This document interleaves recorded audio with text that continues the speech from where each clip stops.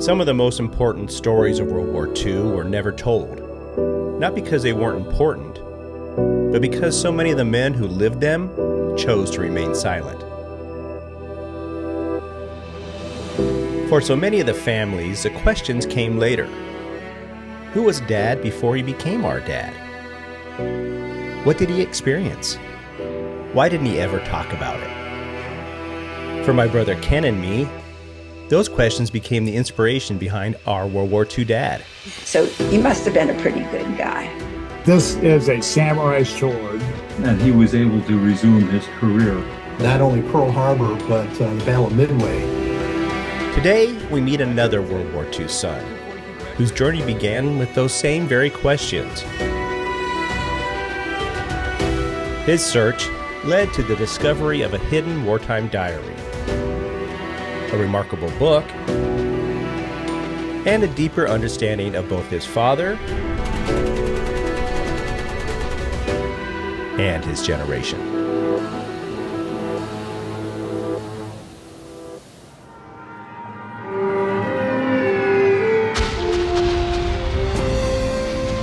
Hi, and welcome to Our World War II Dad. I'm Chris Cangilla, here with my brother Ken Cangilla. And today we're honored to welcome another World War II son, someone who, like us, discovered much of his father's World War II story only after he passed away. Unlike us, he documented that remarkable journey in a book that deeply resonated with both of us. That World War II son is acclaimed author, journalist, and cultural historian Howard Mansfield. And that book is I Will Tell No War Stories, What Our Fathers Left Unsaid About World War II. It gave voice to many of the same questions Ken and I have been asking ourselves.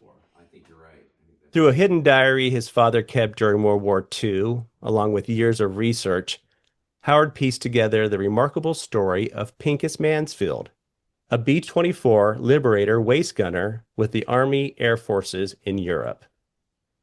But in many ways, Howard's book became about something even bigger, the silence so many fathers of that generation carried with them long after the war ended. Many of you know that Ken and I began our World War II Dad to better understand our own father's World War II service as an Army infantryman in Europe, earning 5 campaign stars, including the Battle of the Bulge with the 99th Infantry Battalion separate.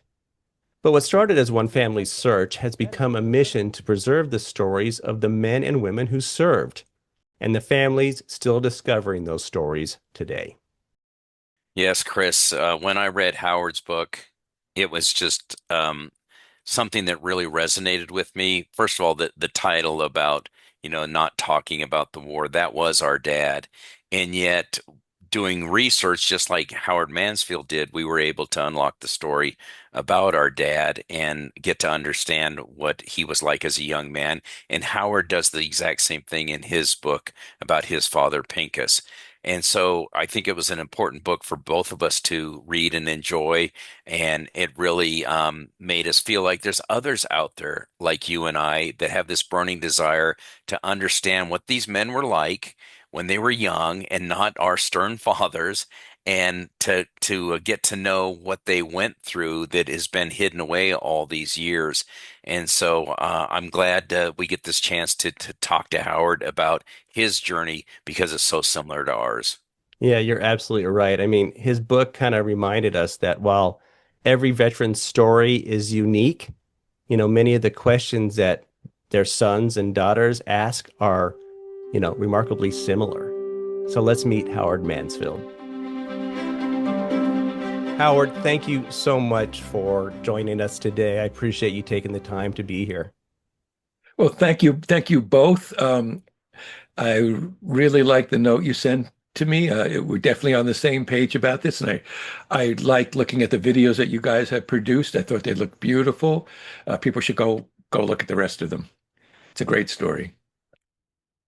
Yeah, Chris has done a really good job with the podcast, but I'm excited to get to know you today because I dearly loved the book and it just really struck a chord with me and Chris. So I'm excited to go down this path with you and really dig into how it all came about and what your feelings were about writing the book. Yeah, absolutely. And before we get started, I just want to thank you publicly for something, Howard.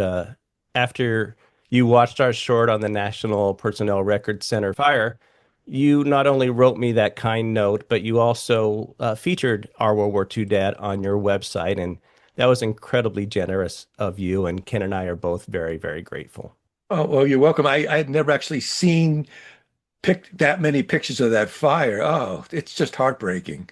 What a loss. What a loss. And Yeah. we'll get into it, but you were so right when you said that, when these veterans of World War II pass away and we don't have their stories anymore, and then we lose the records that help us be detectives and learn about their stories, and those go away in this horrible fire, they did die twice. You're absolutely right. Yes.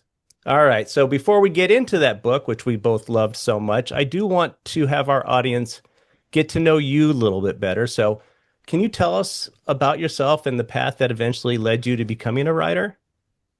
Well, I think it's about the fourth grade. So it's just, before that, in the third grade, I thought I'd be Thomas Alva Edison or whatever the modern thing was.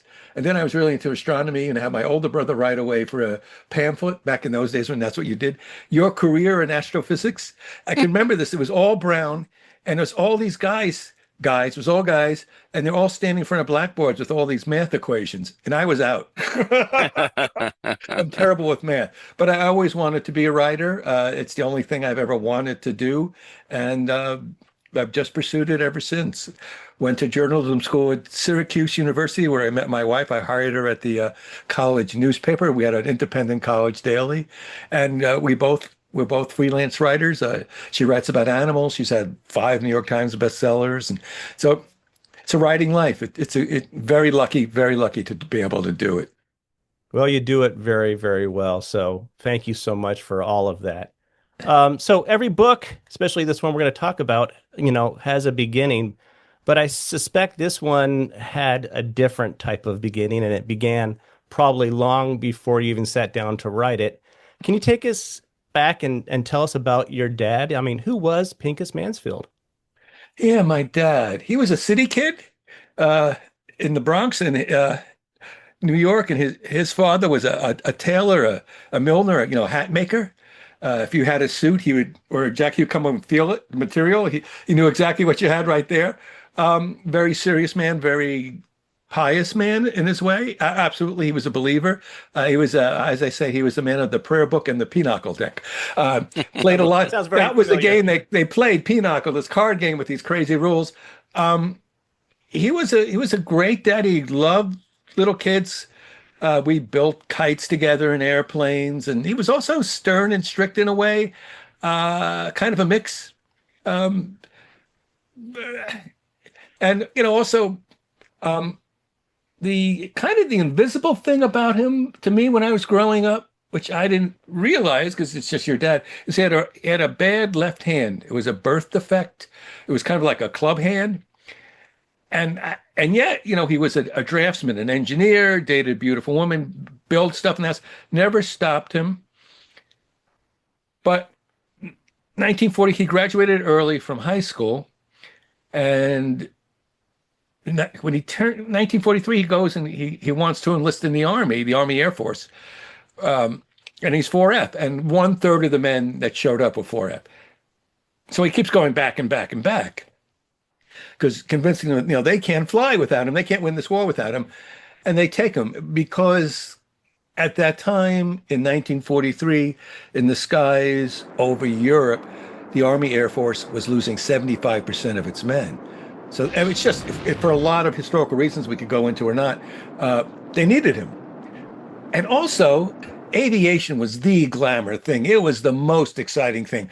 It's what made today different than yesterday. I mean, up in the air, you were free. There was no depression. There was no family business. There was no corner store. There was no mills. There was no time clock.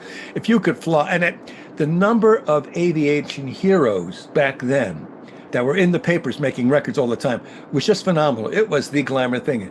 All those guys who showed up ended up in bombers or they all wanted to be fighter pilots. Everybody wanted to do it. It was just the most exciting thing going. So that was part of it. I was going to ask you too. Yeah. Both Ken and I are big fans of Band of Brothers, and yeah. they absolutely wanted to get those wings, or Yes. just to those jump wings, just to it was a status symbol. But it was also a challenge for them. But they knew if they did that, not only do they have this status symbol, but they actually made more money. Now, your dad was a waist gunner in a B-24 Liberator, right? That's correct. Yes. Yeah. So did they earn any different pay for that type of work than being just in regular Army? Do you know anything about that? I don't actually. I don't know that. I do know there's this great recruitment video movie by Jimmy Stewart. Have you ever seen it?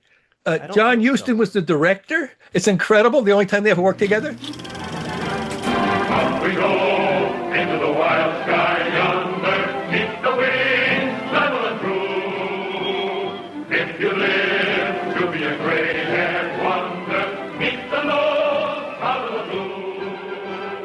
Now, it isn't as if it was a chore for me to talk to you because I want to speak on my favorite subject, the Army Air Forces. And I think my father saw it. He used to go to the movies a lot because everyone did back then, every week, cowboy movies, because that's what they had. And I bet he saw this.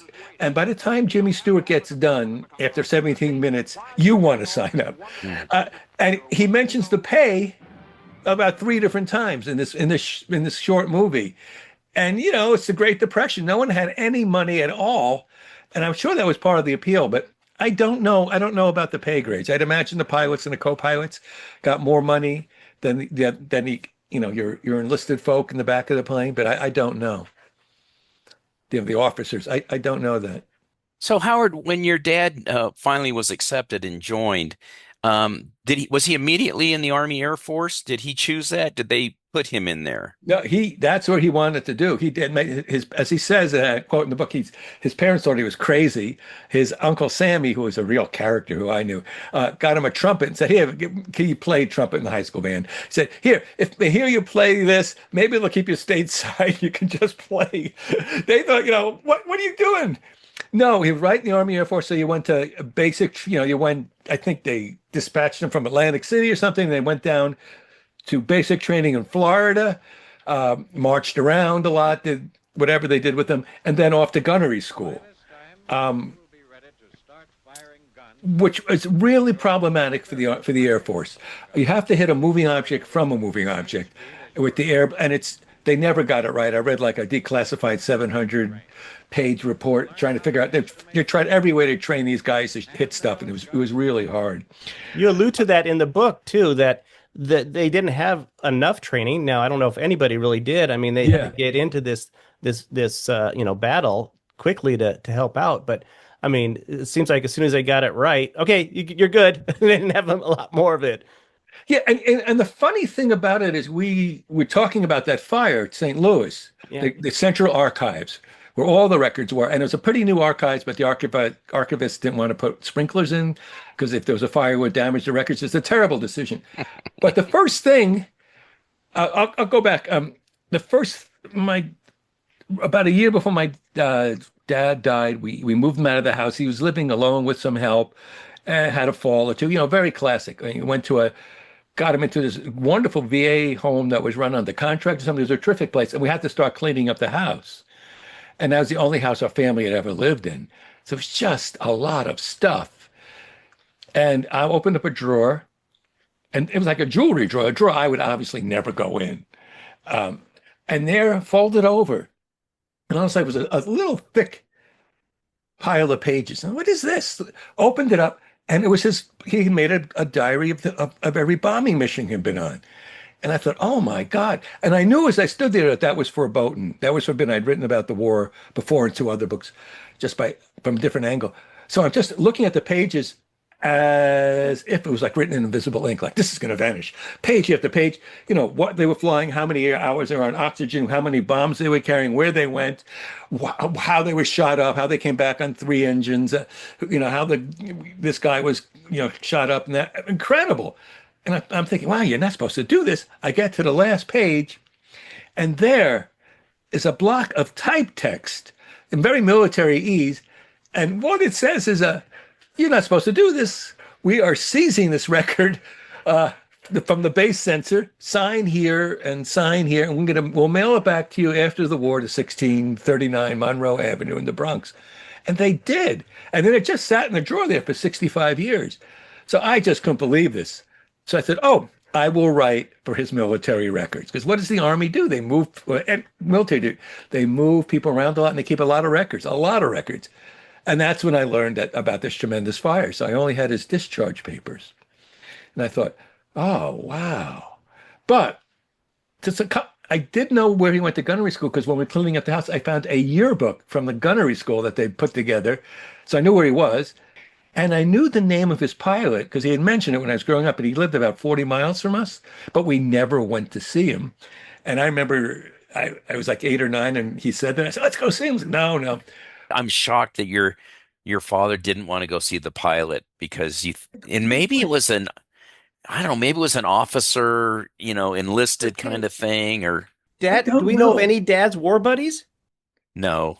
He brought home a notebook where he had written down names and addresses of guys on the troop ship coming home that were in his unit. And I wrote to one of the men that was still alive, and I sent him a picture of my dad when my dad was 19, and he was in the nursing home by then. And I got a hold of his daughter, and she said, he's just not mentally doing that well. He can't, take this in. But yeah, he wrote those names down. He never went to a reunion, and they even had a reunion here in Denver. Dad didn't go. He didn't go. He said my father wouldn't go to any. He could have a reunion in his living room. He wouldn't have gone.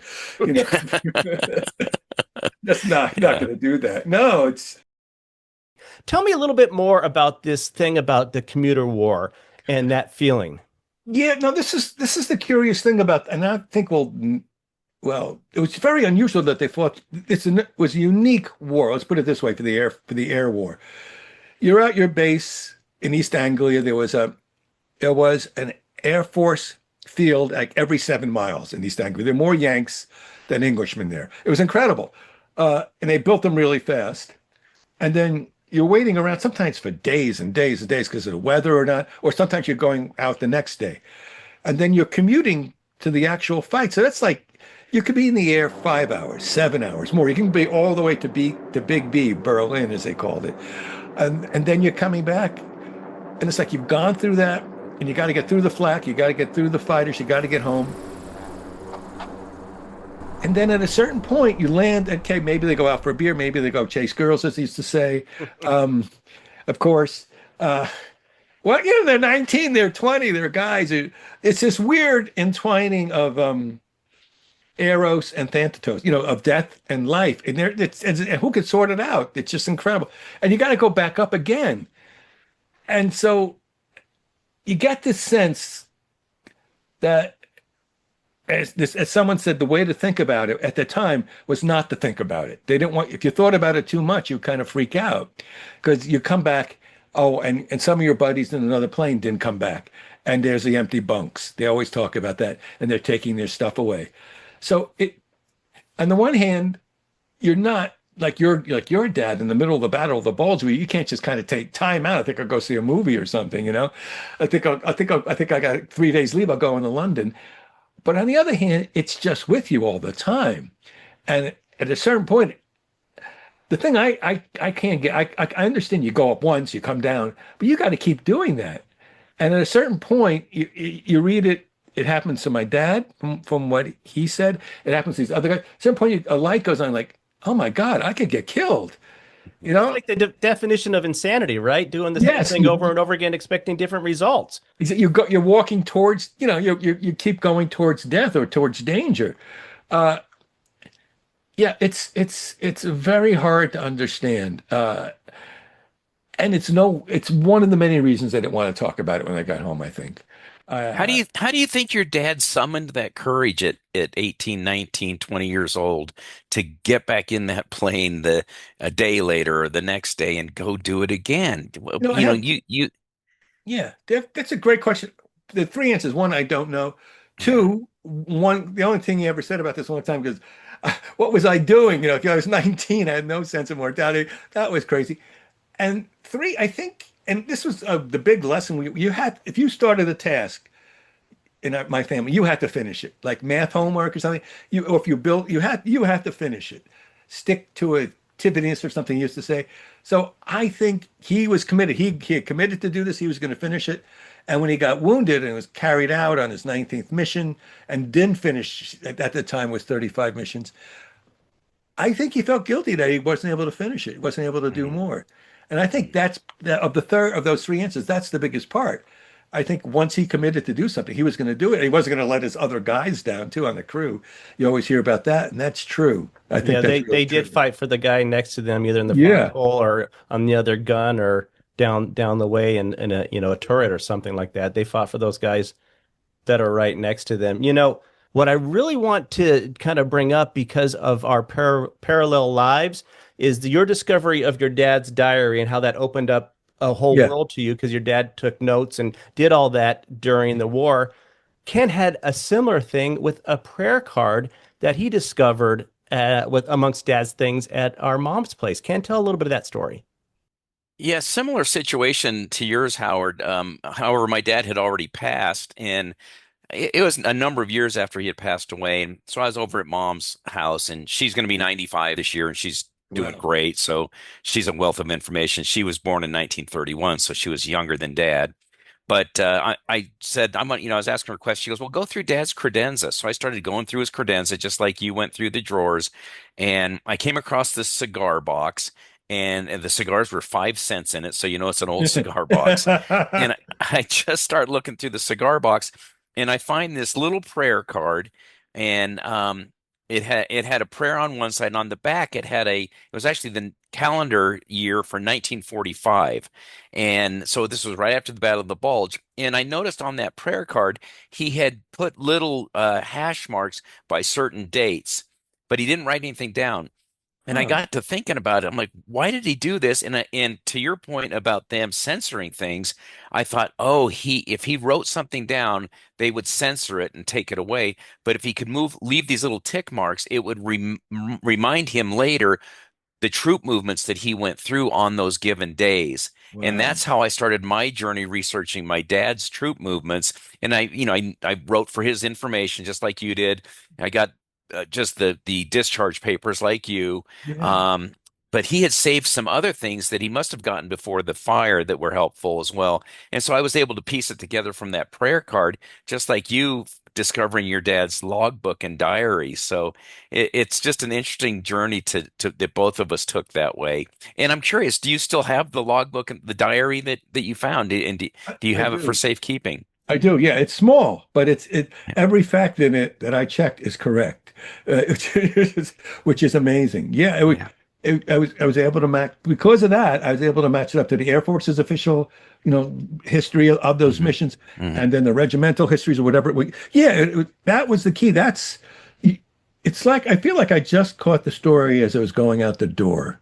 Yeah. Just by like the ankle, Yeah. It's like diving for it and got it by the ankle. And because of that, and because he had recorded some recollections of his Bronx childhood and something about the training, but nothing about the war except for those last 2 tapes I discovered at the end when I was writing the book. Otherwise I was just able to put it together that way. It's interesting too, because what Ken discovered in his research of looking at that prayer card and then combining it with what he's learned about with Dad's 99th Infantry Battalion separate movement really informed everything we're doing here. It allowed Ken to go, okay, this is where Dad was when Dad was. And okay, I know for sure that he was in this battle. This is where, he was in Normandy in Belgium. And then Ken went and visited those places, told me about it. And I got really excited about it. And we put this whole thing together based on, it was a Rosetta Stone, if you will, just like your diary was a Rosetta Stone for your journey as well. It's just an amazing thing. We don't know these guys and we want to know them. And when we were younger, we didn't care as much, No, well, you're busy growing up and then you're busy doing things and, life gets in the way. Yeah, it does. I can't believe your father was at the Battle of the Bulge. Oh my God. Yeah, it was pretty incredible. I mean, he was in Tilf, Belgium, and got called up on December 16th to move to Malmedy, and they got to Malmedy the day before the Malmedy massacre occurred. I don't know if you're familiar with the Malmedy massacre or not, but there was a unit that was driving down one of the roads a little bit further east of Malmedy, and they ran smack dab into the SS. Wow. And the battle was over in literally minutes because they were actually in a cafe asking directions when the SS came out of the woods, and they surrendered, and they marched them out into the field, and they gunned down 84 of them with a machine gun and left them in this field. And one guy made it back to Malmedy and was treated by the 99th Infantry Battalion Separate's doctor, who we interviewed his family, which was interesting. He treated this man that came back, and he told the story, and the troops back in Malmedy just couldn't believe that this was done. And things got really ugly after that. There weren't any SS prisoners taken after that. So, we were just as guilty of war crimes probably as they were, but they kind of kicked it off. So he was in the thick of it. Yeah, he was. And the hardest thing about that massacre too is it snowed a lot right afterwards. Yeah. So they couldn't really see a lot of these bodies. Oh my God. And so they didn't really know, even if they were driving past or whatever, they didn't know about it until, about a month later, Ken, almost? Well, they knew of it from the soldier that got back, but they weren't able to go out and investigate until they drove the SS back. Yeah, too. So it was probably not until late January when they were wrapping things up, and they had pretty much won the Battle of the Bulge that they went and investigated. Too. They can't go out and investigate that either. No. Yeah. Yeah, that's wow. We really connected, obviously, with your book, and we're connecting with you because we have this shared experience. Because our fathers didn't talk about this at all. No, not at all. And if they did, it was like the lighthearted stories. Like, Ken, give us one of those lighthearted stories that Dad would tell us. Yeah. Dad was that's why I read your book, is because I love the title. I will tell no war stories. That's what he said caught my eye. Yeah. That caught my eye right away, and I thought, oh my gosh, this is just like our dad was. He didn't really tell any war stories. The stories I remember him telling are, and the war was basically over, but the battalion he was in was the Viking battalion. He got thrown in with a bunch of Norwegian guys that were put together to do battle in Norway originally. When they trained at Camp Hale in Colorado, and then they shipped over, and right they came ashore right after D-Day. Dad wasn't with them yet because he was a replacement, but this unit was designed to go into Norway. And so as the war was wrapping up, there was still, I want to say the number's almost like 400,000 German troops still in Norway or something like that. So they sent my dad's unit over to Norway to kind of clean things up. Now, officially the war was over, so they had to disarm these guys and process them and things like that. But Dad would talk about, the sun never set at 2:00 in the morning. The sun was still up, and that's the stories he would tell, things like that.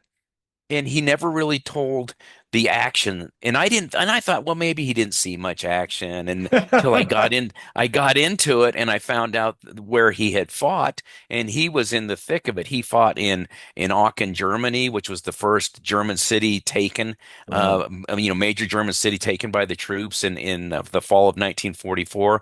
And then he was in Malmedy at the Battle of the Bulge, which is just north of Bastogne, which is so famous. Yeah. So he was like your father. He didn't tell the true war stories, but he entertained us with some of the more lighthearted things that took place. And for me, Howard, I always grew up thinking, because another job Dad had was he was the driver of the Jeep and driving his CO around. I'm like, well, you're in the back. You're fine. So he said, not only is he not fine, but that's where they want to hit. The snipers want to get those big guys out of there. So yeah, danger that way too. So we had this false sense of how much danger he was in. I thought if you're in the Air Force, you're safe. You're in the sky.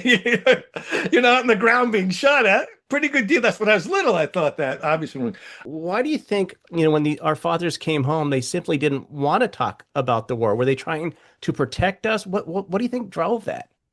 Yeah, I have several thoughts about that. I got to say, that's a great question. I believe they thought this was part of their service, as we would say today.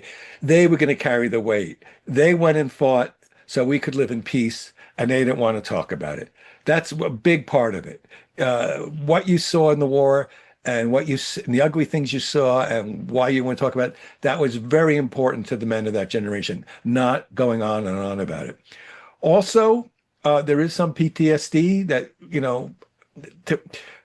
and that as Ernie Pyle says, the great war correspondent, you at home will never understand. That's part of it too.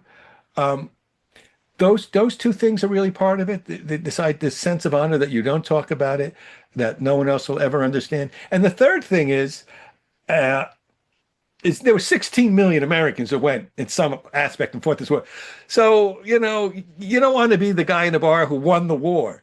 It's not in the book, but I guess somebody was telling war stories someplace, and my dad said, "Oh, so you're the guy who won the war?" That guy.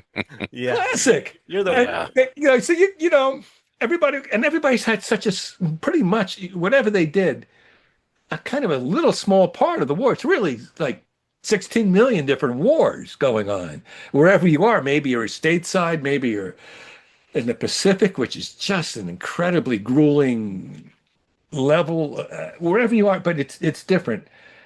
So basically, it's a code. You don't talk about it. You came home. It's peacetime now. That's over. I really do think that's the case. He also had some remorse about it.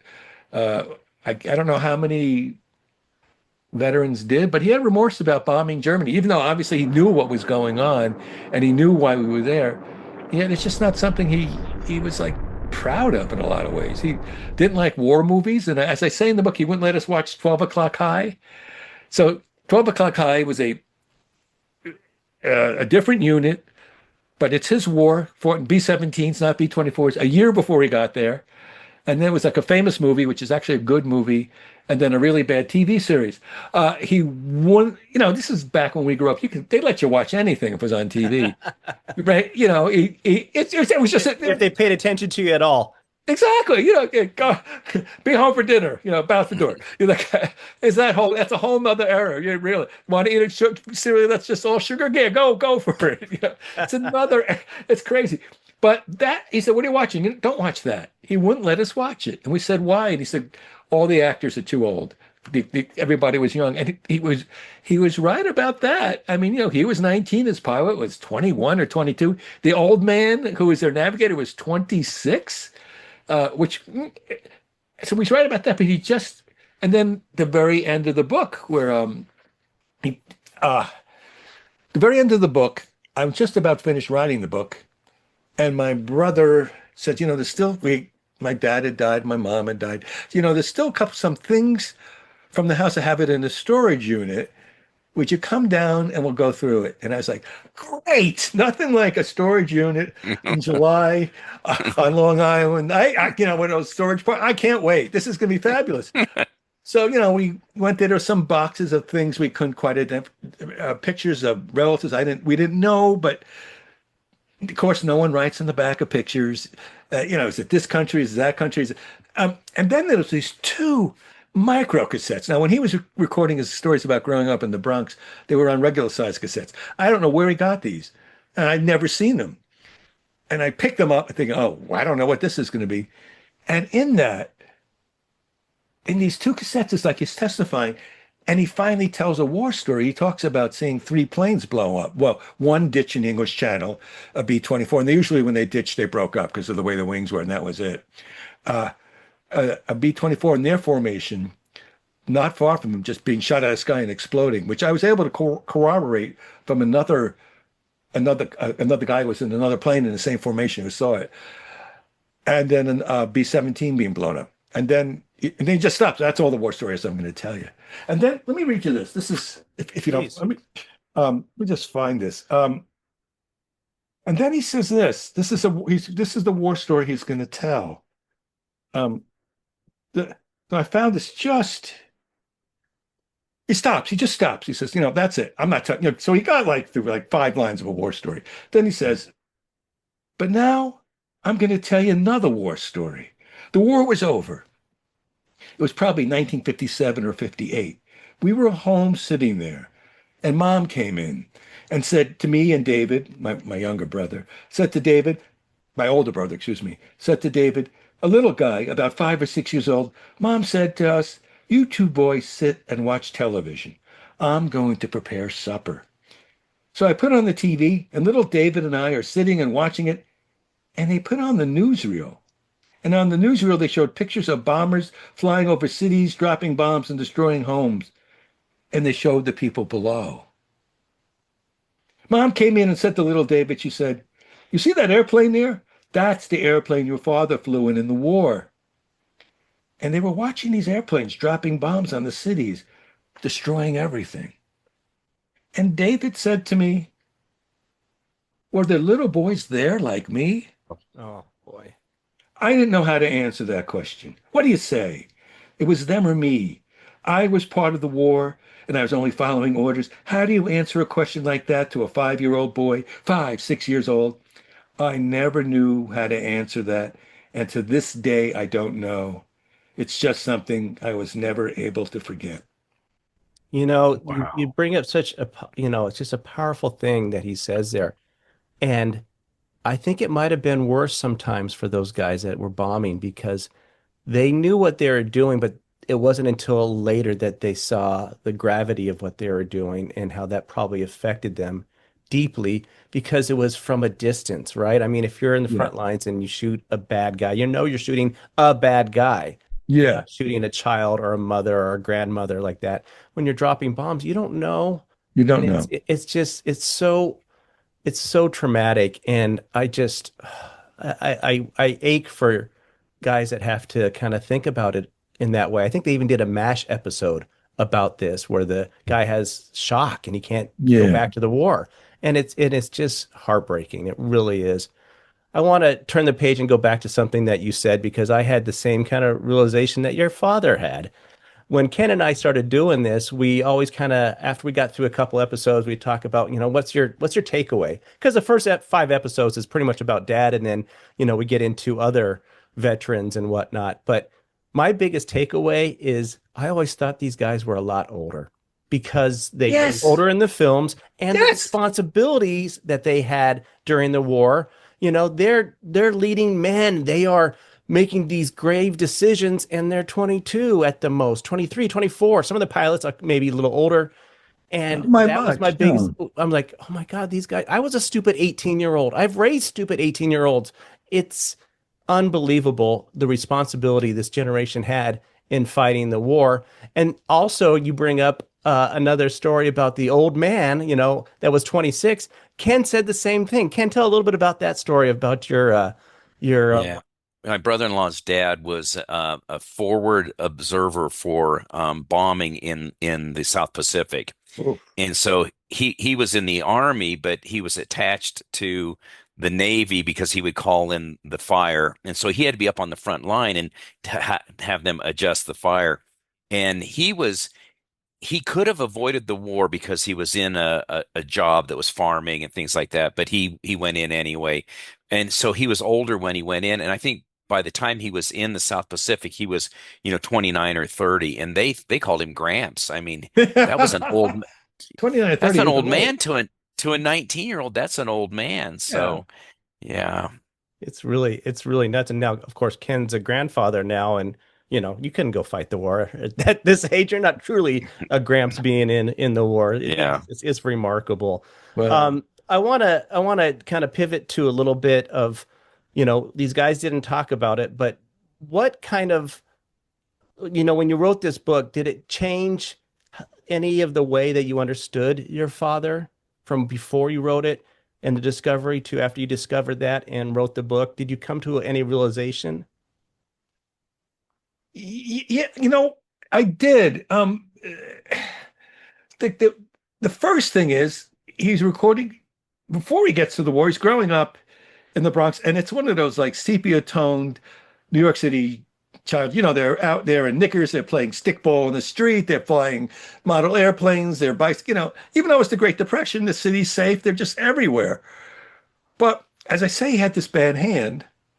And then one place he mentions that these kids would make fun of him terribly. In one neighborhood, they moved around a bit. And I went right past it the first time I read it. And then I kind of read it again. And I went, oh my God, of course. Of course that would have been your experience. And I think that affected his whole life. I think he was very determined to do everything like everybody else. And I think that was part of why one of the reasons he wanted to enlist. It did give me a perspective on my dad, of just how he did that and then came home and put it away. It's just it was such a different generation. I mean, they grew up in the Great Depression. Then they came home, and then there was the country was booming. It was a different, and people were united about most things. Not that there wasn't a lot of terror about communism and debates and division, but it's I don't know. I'm not giving you a good answer here. No, you are, because it's a difficult thing to think about. I mean, I want Ken, you to give your perspective, but for me, Dad had me when he was 42.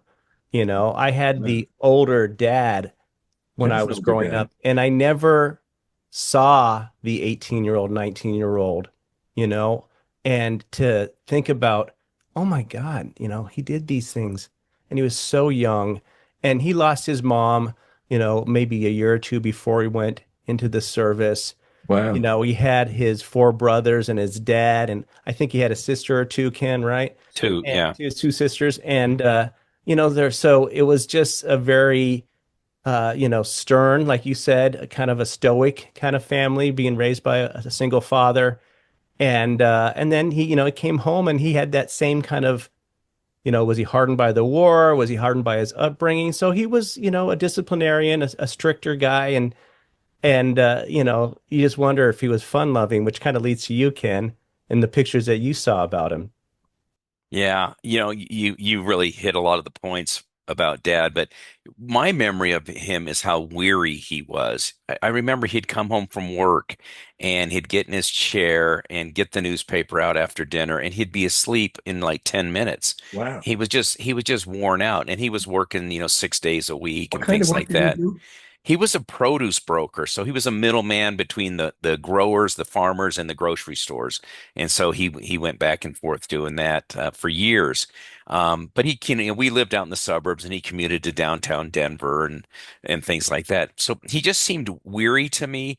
But I would see glimpses of the younger version of my dad when it would be poker night, and Really? yeah, and sometimes he would host at our house, and he would, and I could see this different personality come out of him, because he was real gregarious, and sometimes he'd take us to play. He would play volleyball at night over at the school gym, and he'd let us run around, and I'd see him joking around with his buddies, and I was like, who is this man? That's It's not the Wow. same man that falls asleep in his chair. Well, then years later, in doing this research, I came across some photos of him after the war, and it's him with his buddies. And I think they must have just come out of church. They're probably talking about where to go to lunch. Somebody took a group photo of these guys, and they're in these beautiful suits. Everybody dressed so well back then, and they Yeah. look like the Rat Pack, Howard. They look so cool. They got cigarettes in their hands, and I saw a picture of him on New Year's Eve, 1947. He's got a beer in his hand, and just fooling around with some guy. With the guy's playing a violin, and Dad's holding a cap gun at him, and I just thought, who is this man?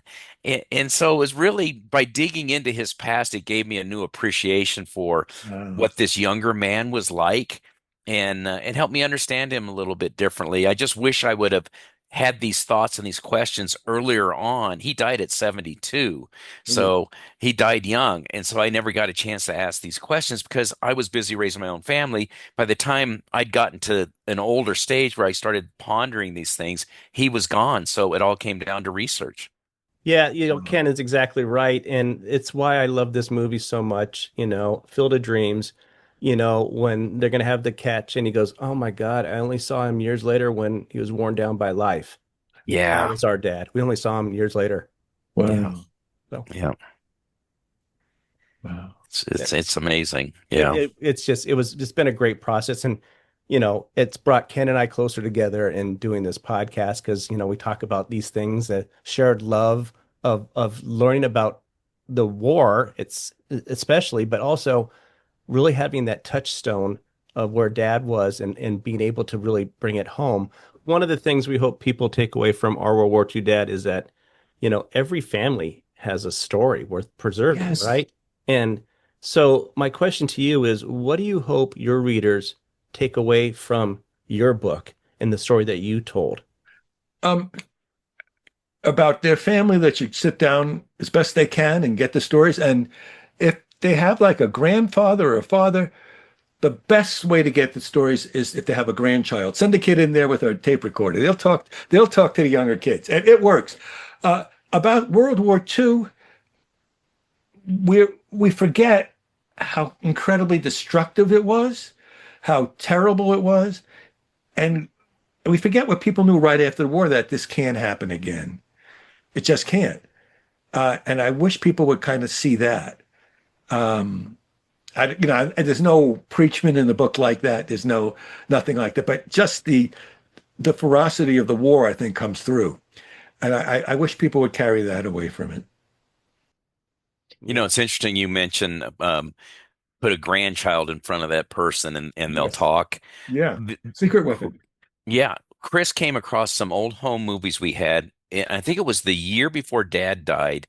My sister Kathy was over at his house, and her children are all gathered around their grandfather.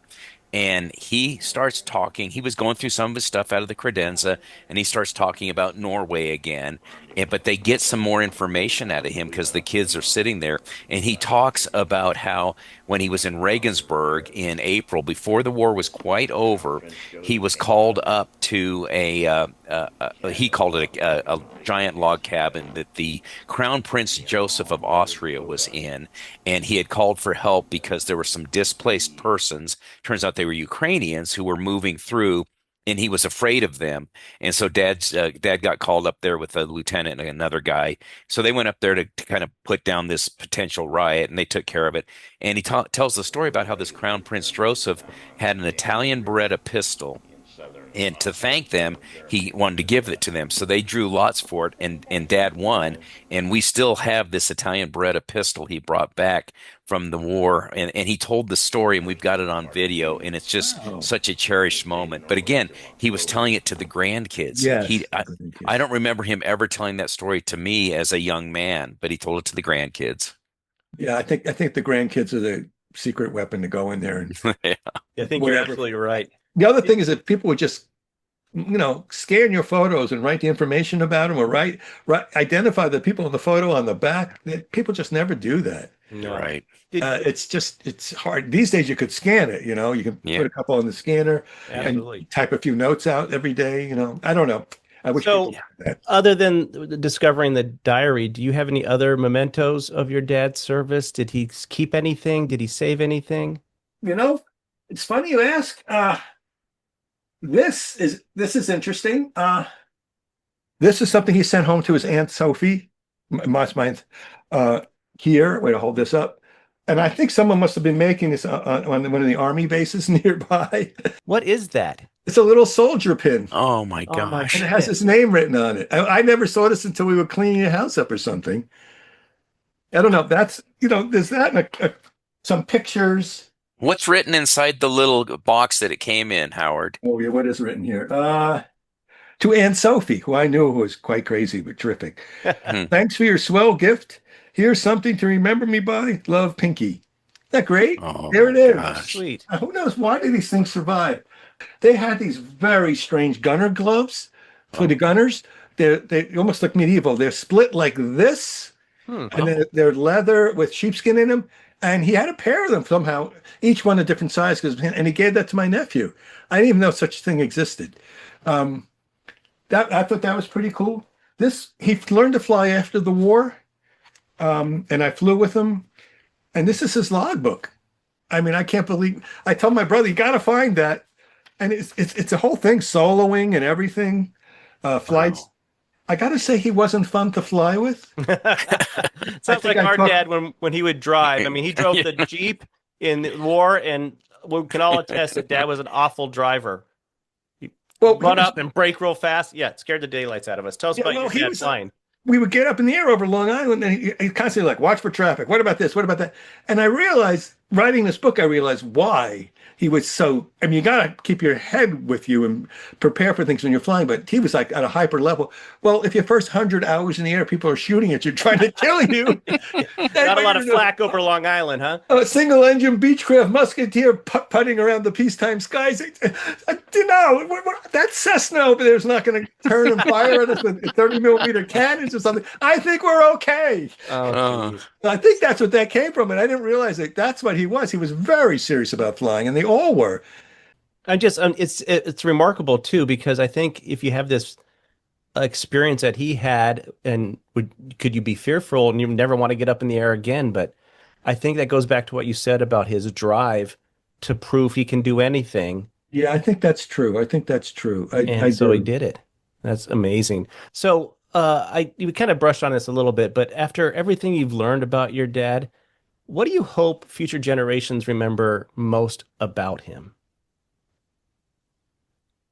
About the men who fought the war, or About your father and the man that he was, and it could be World War II related, but we to try to discover who our dads are, because we know them in a certain way from where they were raising us, and they're usually maybe a little older and whatnot. But then, like our experience, Ken and I both rediscovered that our dad was a kind of a different guy.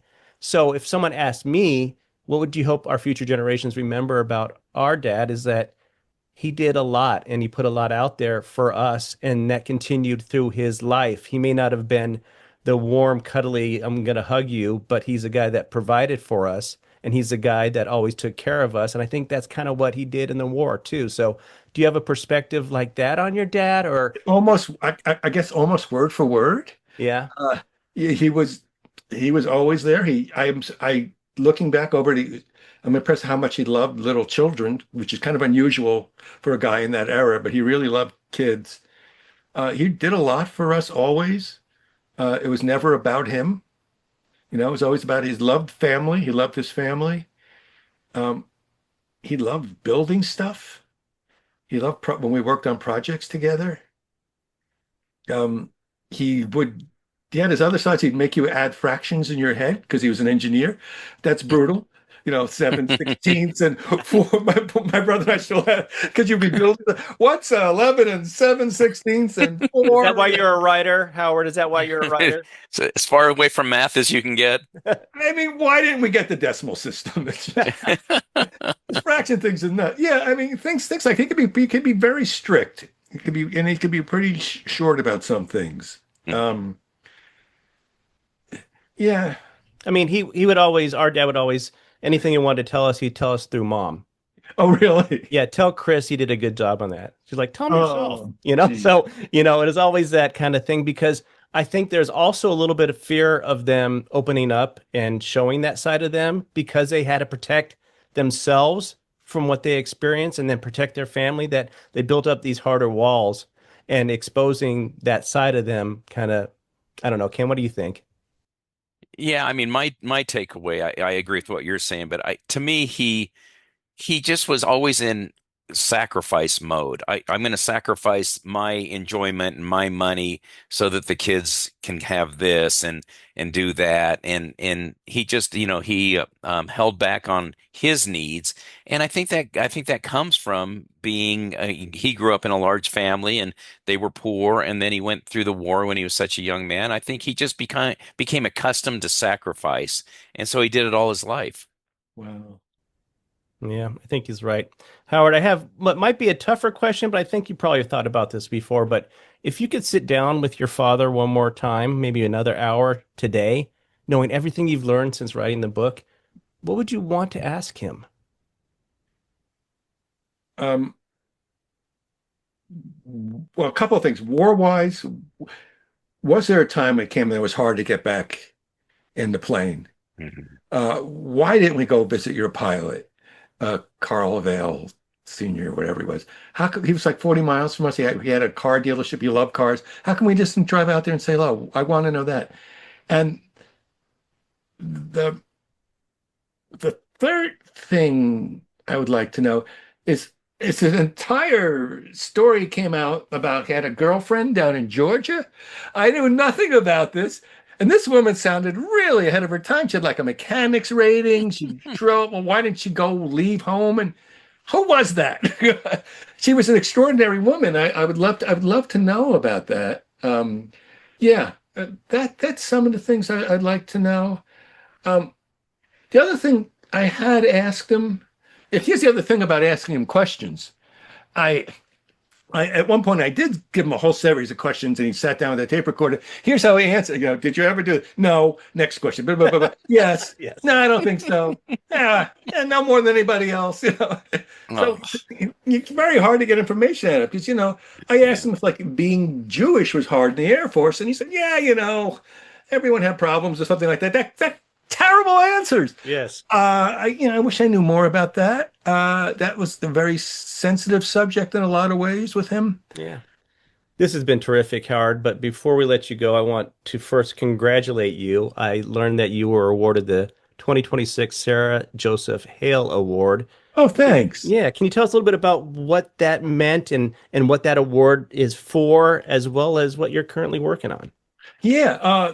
The first person who got the award was Robert Frost. So I think that's pretty, and there've been some tremendous writers on that list. And I was really honored that I've written 12 books now. So I was really honored that is being recognized, and I just hope to get more readers. I guess what you always want to do.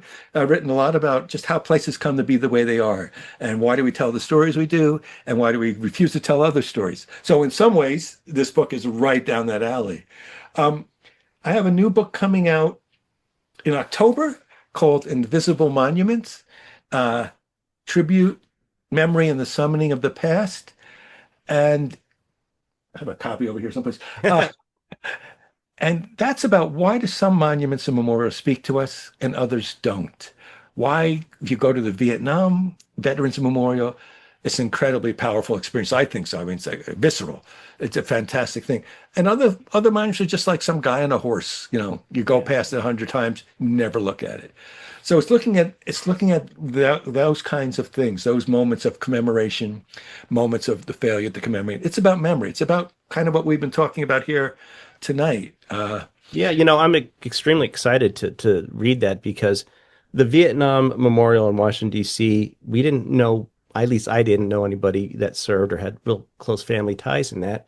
But I was always moved by that one painting where the guy that made it is touching the words, the names on yes, and in the reflection you see the soldier touching from the other side.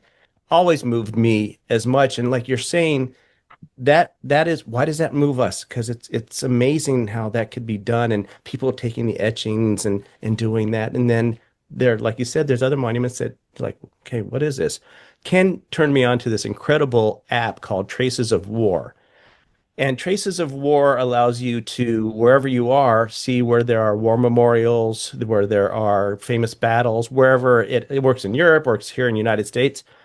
And it's become the thing that I look at every time I go somewhere. I don't ever want to tell my wife that Ken gave me this app because, we'll be on vacation. Like, I need a half an hour. Can you just stay there for a second? 'Cause I need to go look at these things.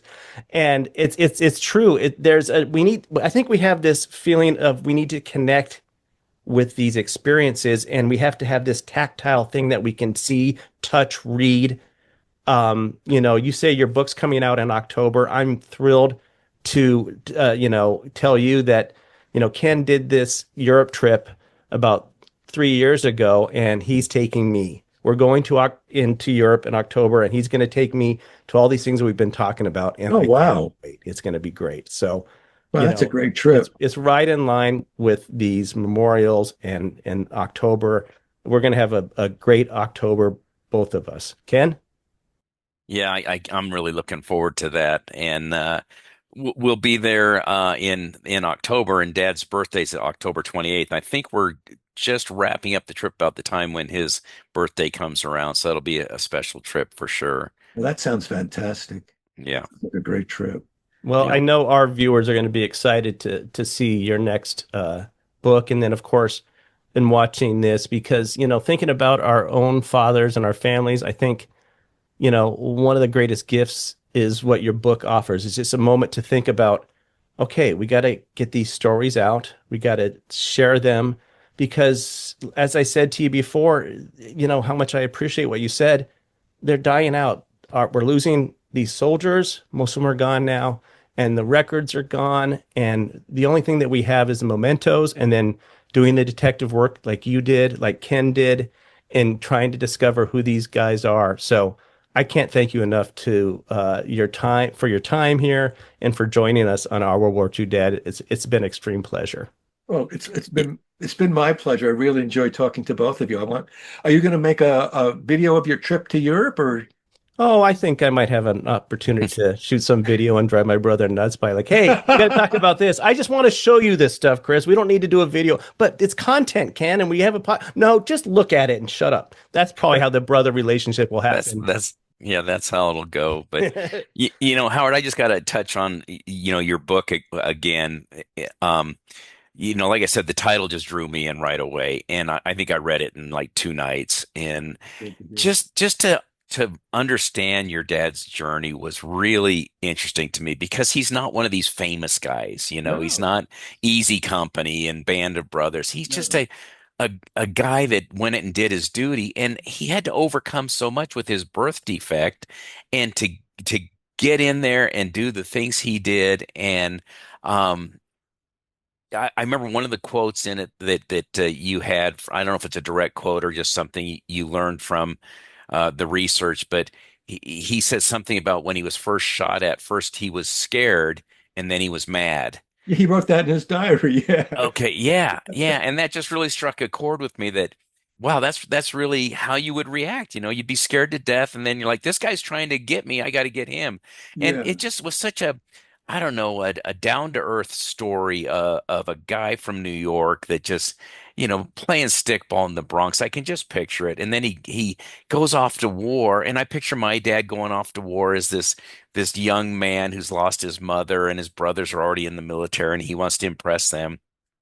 So it really resonated with me to see his journey through your book and learn so much about the Army Air Force and what they did during that campaign. But to see it kind of through his eyes and what you found was really, really quite enlightening for me. Oh, thank you. It's extremely important, and we're thankful that we got to know him and we got to know you. I mean, it's amazing. We shared this experience, Ken and I, about this book. I go to Ken, thank you so much for telling me to read this. He's one of us. He had the same experiences. Do you think he would talk to us? He goes, I don't know, maybe. And you are here, you're talking to us, and I can't tell you how much of a pleasure it was. And I truly hope that our paths will cross again someday. I hope so. Thank you. I really enjoyed visiting with both of you. It's been really just a great pleasure. Thank you, Howard. Great. Please take care. Thank you, Howard. Appreciate it. You too. Good night. Bye-bye. What a great time it was to talk to Howard. He just has the passion that we have for understanding the history of our fathers, and he just has such insight to his father's story that in a lot of ways, even though his father was in the Army Air Force and ours was in the Army Infantry, a lot of similarities between what they went through and how they came home from the war and behaved as fathers the rest of their lives to us. Yeah, you're absolutely right. I've said it before, and I'll say it again.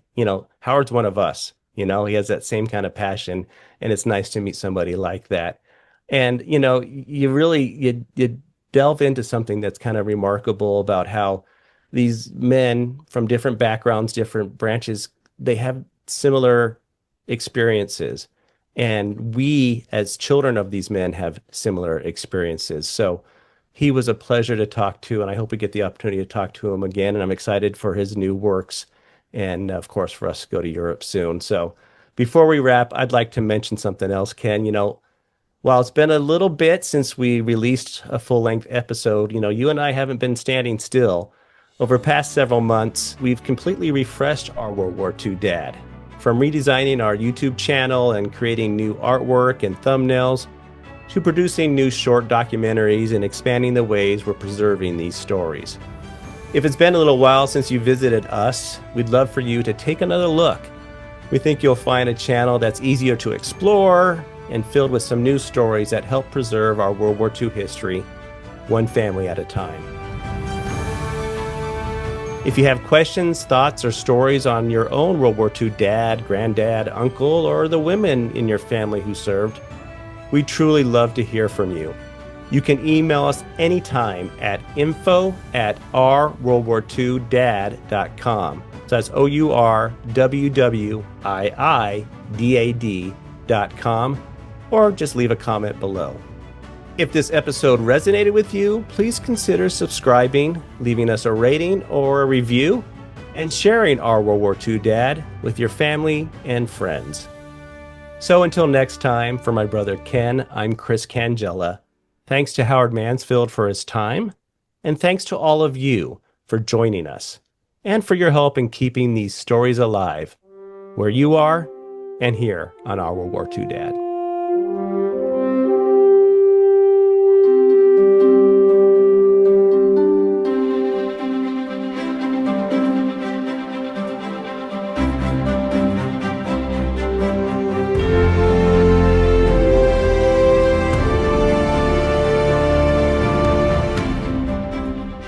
Thanks for watching and listening to Our World War II Dad. Please remember to like and subscribe and turn on that notification bell so you don't miss an episode. And if you're just listening to the podcast, please leave us a 5-star review. We would really appreciate it.